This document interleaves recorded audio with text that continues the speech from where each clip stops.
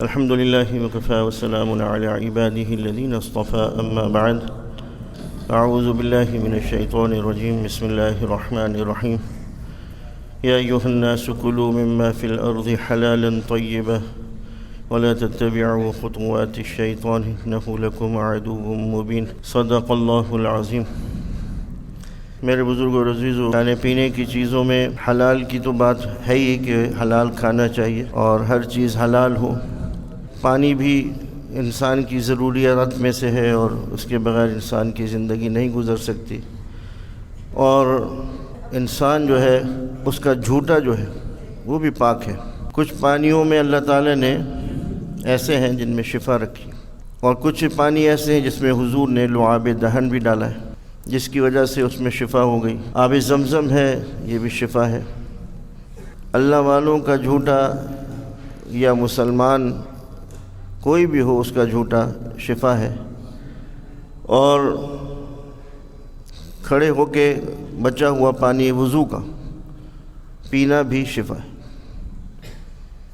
تو کتنے پانی ہیں جو حضور نے فرمایا وہ اس میں تو ہے ہی شفا، اور جس میں حضور کا لعاب دہن ہے، اور وہ جتنے بھی کنویں ہیں وہ سب سعودی عرب میں، مکہ مدینہ میں، یا جہاں جہاد پہ گئے، جیسے بیر روحہ ہے، تو یہ پانی ان کا پینا شفا ہے۔ کچھ چیزیں ہم دم کر کے پیتے ہیں، یہ بھی شفا ہے۔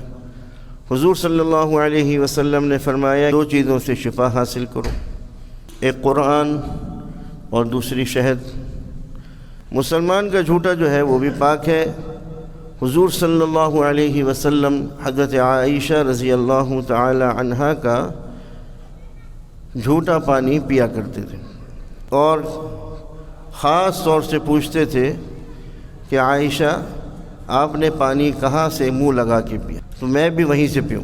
یعنی یہ ایک محبت کی بات بھی ہے، احترام کی بات بھی ہے، عزت کی بات بھی ہے۔ تو اس طرح سے پینے میں کوئی حرج نہیں، چاہے خواتین ناپاک ہوں، اس صورت میں بھی ان کا جھوٹا جو ہے وہ ناپاک نہیں ہوتا، پاک ہی رہتا ہے۔ اگر وہ سالد میں بھی کسی نے پی لیا تو وہ بھی پاک ہے۔ تو انسان کا جھوٹا، اگر اس نے کوئی غلط چیز نہ کھائی ہو، شراب پی ہوئی ہو یا کوئی ایسی نشے آور چیز استعمال کی ہوئی ہو، تو اس کا جھوٹے سے بچنا چاہیے، اس میں شفا نہیں، اس میں تو نقصان ہے۔ تو انسان کا جھوٹا ویسے تو پاک ہے، لیکن اگر کوئی غلط چیز استعمال کی ہوئی ہے تو اس کا جھوٹا ناپاک ہے۔ ایسے ہی بہت سارے جانور ہوتے ہیں جن کا جھوٹا ناپاک ہے یا اس میں کراہیت ہے، ایسے پانیوں سے بھی بچنا چاہیے۔ تو آدمی کا جھوٹا تو ایک تو مسئلہ معلوم ہوا کہ آدمی کا جھوٹا پاک ہے، چاہے بے دین ہو، بد دین ہو، اس کا جھوٹا بھی پاک ہے۔ ناپاک عورت ہو، اس کا جھوٹا بھی پی لیا تو وہ بھی پاک ہے، کسی کی طرح سے بھی وہ ناپاک ہو۔ اسی طرح سے پسینہ بھی ان سب کا پاک ہے، یعنی کسی کا بھی مسلمان کا، اور وہ انسان ہے، مسلمان بھی نہیں ہے، بے دین بھی ہے، لیکن اس کا پسینہ بھی سب کا پاک ہے۔ البتہ اگر اس کے ہاتھ میں یا منہ میں کوئی ناپاکی لگی ہو تو اس سے بچنا چاہیے، کیونکہ وہ جھوٹا ناپاک ہو جائے گا۔ یعنی کوئی غلط چیز کھائی ہوئی ہے تو اس صورت میں انسان کا جھوٹا ناپاک ہو جائے گا۔ اسی طریقے سے جانور بھی ہمارے ساتھ رہتے ہیں، گھروں میں بھی رہتے ہیں، بلیاں بھی آتی ہیں، کتے بھی آ رہے ہیں، تو ان چیزوں کا بھی مسئلے ہمیں معلوم ہونا چاہیے، کیونکہ دن بھر ان چیزوں سے واسطہ رہتا ہے۔ چوہا بھی آتا ہے، چھپکلی بھی آتی ہے، تو اس کا مسئلہ یہ کتے کا جھوٹا نجس ہے، یعنی خراب ہے۔ اگر کسی برتن میں منہ ڈال دے تو 3 دفعہ دھونے سے پاک ہو جائے گا، 3 دفعہ۔ مٹی کا برتن ہو چاہے تانبے وغیرہ کا، دھونے سے سب پاک ہو جاتا ہے، لیکن بہتر یہ ہے کہ 7 مرتبہ دھوئیں۔ کتنی مرتبہ؟ 7 مرتبہ دھوئیں، اور 1 مرتبہ مٹی لگا کر، جو ہمارے گھر میں جو مٹی ہے، مٹی یہاں پہ گھروں میں تو نہیں لیکن کہ پارک وغیرہ میں مل جاتی ہے، یہ مٹی لگا کر مانج بھی ڈالے کہ خوب صاف ہو جائے۔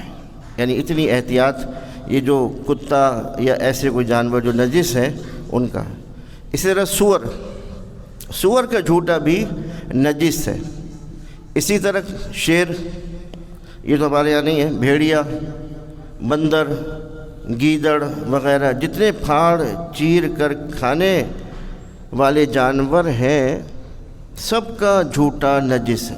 یعنی معلوم یہ ہوا کہ کتے کا جھوٹا اور سور کا جھوٹا، بھیڑیا، چیتا، شیر اور گیدڑ، بندر وغیرہ جتنے پھاڑ چیر کر کھانے والے جانور ہیں سب کا جھوٹا نجس ہے۔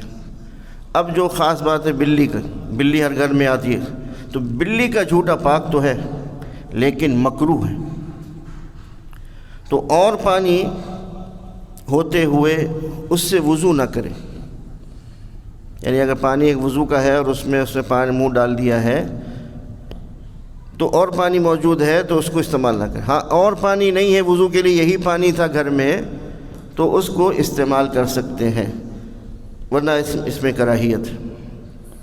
البتہ اگر کوئی اور پانی نہ ملے تو اس سے وضو کر سکتا ہے۔ دودھ، سالن وغیرہ میں بلی نے منہ ڈال دیا تو اگر اللہ نے سب کچھ زیادہ دیا ہو تو اسے نہ کھائے۔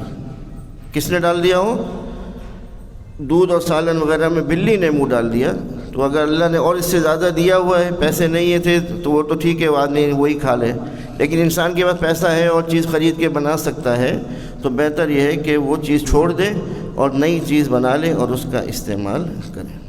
اور اگر غریب آدمی ہو تو کھا لے، اس میں کچھ حرج نہیں اور گناہ نہیں، بلکہ ایسے شخص کے واسطے مکروہ بھی نہیں ہے جس کے پاس اور کھانے کے نہ ہو اور وہی کھا لے جس میں بلی نے منہ ڈالا ہے۔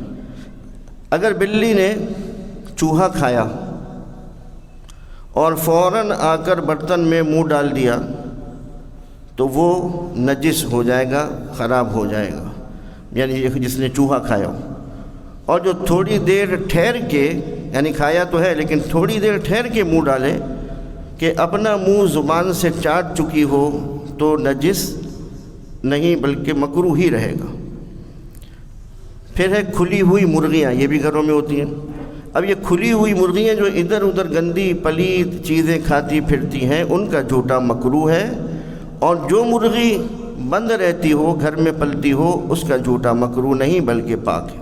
ایک اور مسئلہ، شکار کرنے والے پرندے وہ کیا ہے؟ شکرا، باز وغیرہ، ان کا جھوٹا بھی مکروہ ہے، لیکن جو پالتو ہیں اور مردار نہ کھائے اور نہ اس کے چونچ میں کسی نجاست کے لگے ہونے کا شبہ ہو، اس کا جھوٹا پاک ہے۔ یعنی جو شکرا، باز یہ شکار کرتے ہیں، پرندوں کا بھی شکار کے لیے لوگ رکھتے ہیں، تو ایسے جانور اگر گھر میں پلتے ہیں، جیسے مرغی گھر میں پلتی ہے اس کا بھی پاک ہوتا ہے، ایسے ہی شکرے کا اور باز کا بھی پاک ہوتا ہے۔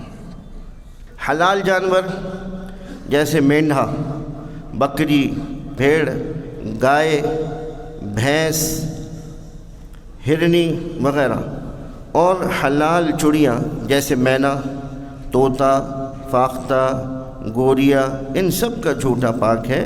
اسی طرح گھوڑے کا جھوٹا بھی پاک ہے۔ جو چیزیں گھروں میں رہا کرتی ہیں جیسے سانپ، بچھو، چوہا، چھپکلی وغیرہ، ان کا جھوٹا مکروہ ہے۔